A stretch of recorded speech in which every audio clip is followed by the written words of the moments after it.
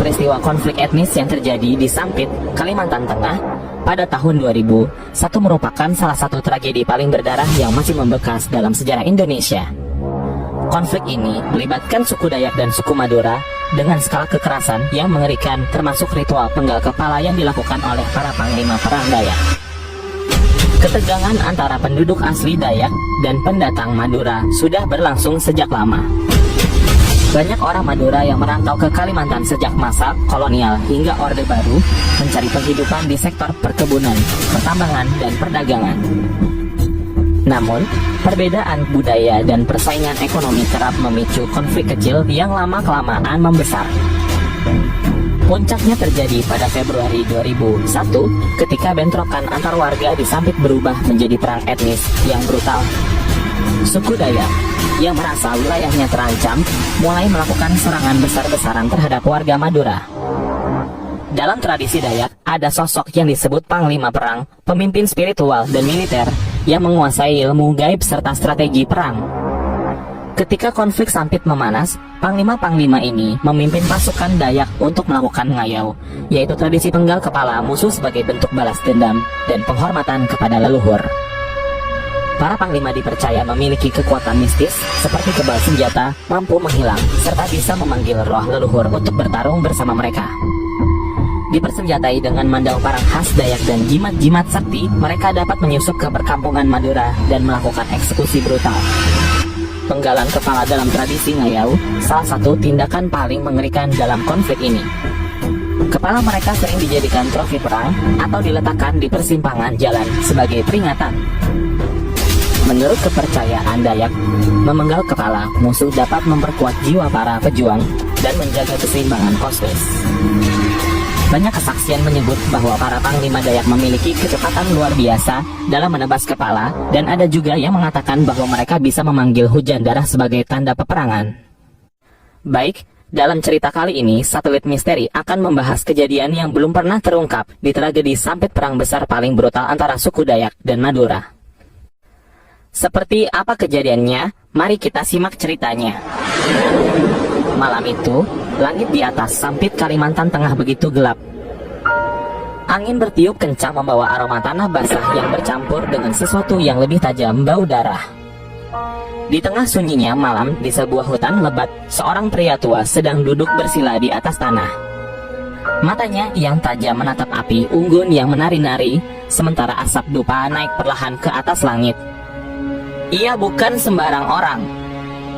Ia adalah seorang panglima Dayak, seorang pemimpin spiritual dan pejuang sakti yang menjaga kehormatan sukunya.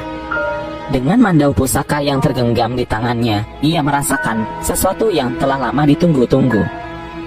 Roh leluhur telah berbicara, bisiknya pelan. Saatnya untuk membalas dendam. Dari kejauhan, suara tangisan dan teriakan terdengar keras memecah malam. Konflik yang telah lama membara di dalam hati orang-orang Dayak akhirnya meledak. Sejak bertahun-tahun lalu, tanah Kalimantan menyaksikan kedatangan para perantau dari Pulau Madura. Mereka datang untuk mencari nafkah, menetap, dan perlahan-lahan membentuk komunitas mereka sendiri. Namun, di balik pertumbuhan itu, ada rasa sakit dan kepedihan yang tertahan. Orang Dayak kala itu merasa terpinggirkan. Ladang mereka diambil, hutan mereka ditebang, dan adat mereka mulai tergeser oleh budaya baru yang dibawa para pendatang dari suku Madura. Konflik kecil ini sering terjadi pertikaian di pasar, perkelahian di jalan, dan perselisihan yang selalu berakhir dengan darah.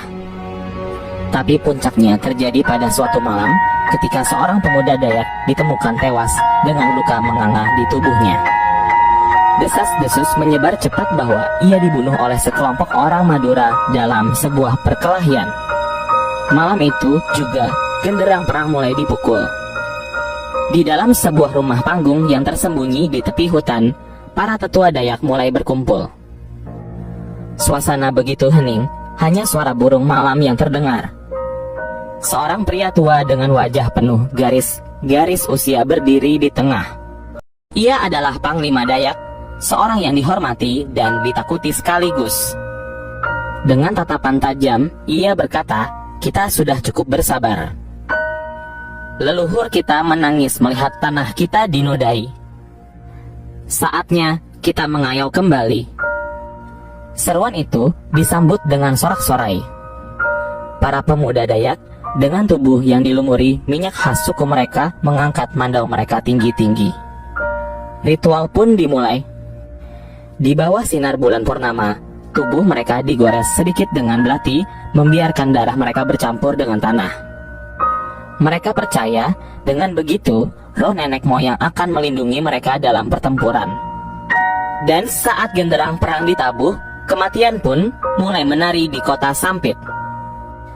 Fajar pertama yang menyaksikan darah tumpah di kota itu datang dengan warna merah yang lebih pekat dari biasanya. Pasukan Panglima Dayak mulai bergerak ke perkampungan Madura. Mereka datang seperti bayangan hitam yang melompat dari satu rumah ke rumah lainnya. Tidak ada belas kasihan, tidak ada negosiasi. Mandau-mandau mulai menari. Satu persatu, kepala para lelaki orang Madura dipisahkan dari tubuh mereka. Teriakan-teriakan minta tolong menggema, tapi tak ada yang bisa menolong. Darah membanjiri jalan-jalan, melumuri tanah yang selama ini mereka pijak bersama. Anak-anak menangis mencari ayah mereka yang telah dipenggal. Ibu-ibu berteriak histeris melihat suaminya tersungkur tanpa kepala. Bahkan mereka yang berusaha bersembunyi pun akhirnya ditemukan dan mengalami nasib yang sama. Panglima Dayak dengan mata penuh bara api memegang sebuah kepala yang masih meneteskan darah. Ia mengangkatnya tinggi-tinggi ke langit dan berteriak, "Ini adalah hari pembalasan, leluhur kita kini bisa tersenyum." Hari demi hari berlalu, tapi bau anyir darah tidak juga menghilang dari udara Sampit. Ratusan kepala orang Madura diletakkan di persimpangan jalan, menjadi peringatan bagi siapa saja yang masih bernyali untuk melawan. Pasukan TNI dan Polri akhirnya dikerahkan untuk menghentikan kekacauan. Ribuan orang Madura dipaksa mengungsi, meninggalkan rumah-rumah mereka yang kini tak lebih dari abu dan puing-puing. Panglima Dayak, setelah memastikan bahwa tanah leluhurnya telah kembali ke tangan mereka, menghilang ke dalam hutan. Tak ada yang tahu kemana ia pergi, akan tetapi legenda tentang dirinya masih diceritakan hingga hari ini. Tangisan yang tak pernah hilang tahun-tahun berlalu, tapi trauma itu tetap membekas. Di kota Sampit yang kini mulai pulih, ada satu tempat yang selalu terasa sunyi, bekas perkampungan Madura yang kini kosong. Orang-orang yang dulu tinggal di sana hanya bisa mengenang tanah yang telah mereka tinggalkan dengan air mata. Di hutan yang jauh dari kota, konon masih ada bekas altar tempat Panglima Dayak melakukan ritualnya. Orang-orang yang mendekat sering mendengar bisikan lirih, seolah-olah roh-roh mereka yang telah tiada masih merintih di antara pepohonan. Mereka adalah korban dari sebuah perang yang lahir dari dendam, ketakutan, dan luka yang tak kunjung sembuh. Dan hingga kini, cerita tentang Panglima Dayak yang memenggal ratusan kepala tetap menjadi legenda yang menakutkan dan mengingatkan bahwa sejarah berdarah itu tidak boleh terulang kembali. Tahun-tahun telah berlalu sejak tragedi Sampit mengubah wajah Kalimantan. Namun, meski pertempuran telah usai, luka yang ditinggalkan tidak pernah benar-benar sembuh.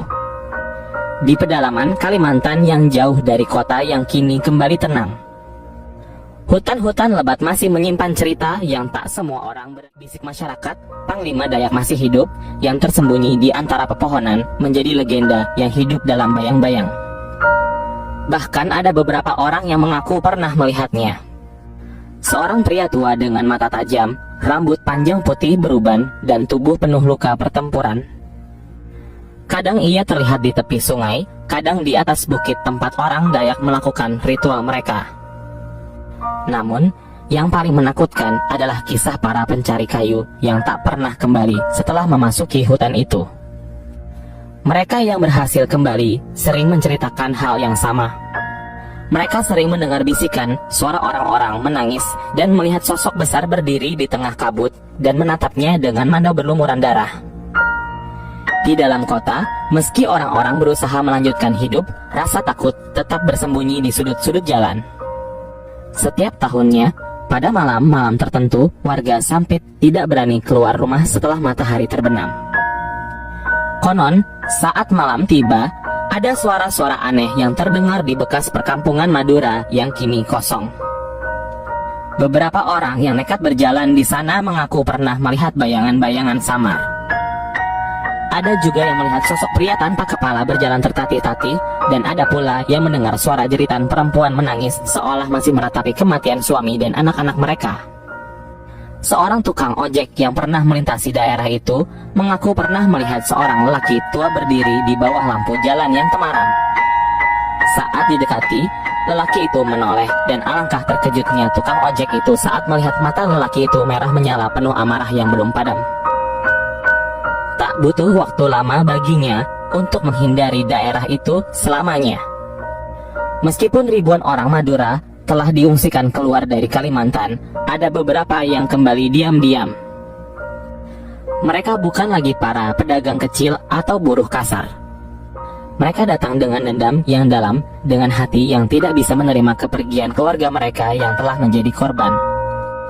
Salah satu dari mereka adalah Wira, seorang pemuda yang dulunya masih kecil ketika tragedi Sampit terjadi.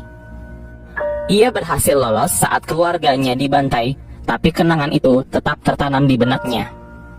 Dengan hati yang membara, ia kembali ke Sampit dan bertekad untuk menemukan Panglima Dayak yang telah menghabisi keluarganya. Namun, saat ia menelusuri hutan demi hutan, mengikuti jejak yang konon menuju tempat persembunyian sang Panglima, ia menyadari sesuatu yang tak ia duga. Di antara rimbunan pohon, di sebuah tanah lapang yang penuh dengan tengkorak manusia, ia melihat sosok yang dicarinya. Tapi yang berdiri di hadapannya bukan hanya seorang pria tua. Di sekeliling Panglima Dayak, puluhan sosok bayangan berdiri diam, roh-roh orang yang telah mati dalam tragedi itu tertahan di antara dunia ini dan dunia berikutnya. Wira terpaku. Seluruh tubuhnya bergetar. Ia datang dengan niat balas dendam, tetapi kini ia menyadari tidak ada yang bisa diakhiri dengan darah. Dendam ini sudah tumbuh terlalu dalam dan tak ada yang bisa menghapusnya bahkan dengan kematian. Di saat itu, Panglima Dayak menatapnya. "Pergilah," suara sang Panglima terdengar dalam kegelapan hutan. "Kita semua adalah korban dan kita semua adalah pelaku." Wira dengan air mata yang mengalir deras jatuh berlutut. Ia menyadari satu hal yang telah lama hilang dari tanah ini. Pagi itu, saat matahari mulai menyinari hutan Kalimantan, Wira melangkah pergi. Ia tidak akan pernah kembali, tapi ia juga tidak akan membiarkan dendam itu menguasainya lagi. Sementara itu, di dalam hutan, Panglima Dayak berdiri diam dan menatap dari kejauhan. Ia tahu masanya akan segera berakhir. Tapi selama kisah ini masih hidup di hati manusia, selama amarah dan dendam masih mengalir di darah mereka, maka bayangan tragedi ini akan selalu ada. Perlu diingat, kisah ini didasarkan pada peristiwa nyata yang pernah terjadi di Sampit pada tahun 2001. Meskipun beberapa elemen mistis dan dramatik ditambahkan untuk memperkuat nuansa cerita, tujuan dari kisah ini bukan untuk memperkeruh luka lama, melainkan untuk mengenang dan memahami tragedi yang telah terjadi agar tidak terulang kembali di masa depan. Demikian kisah yang Satelit Misteri sampaikan. Semoga kalian semua sehat selalu dimanapun berada.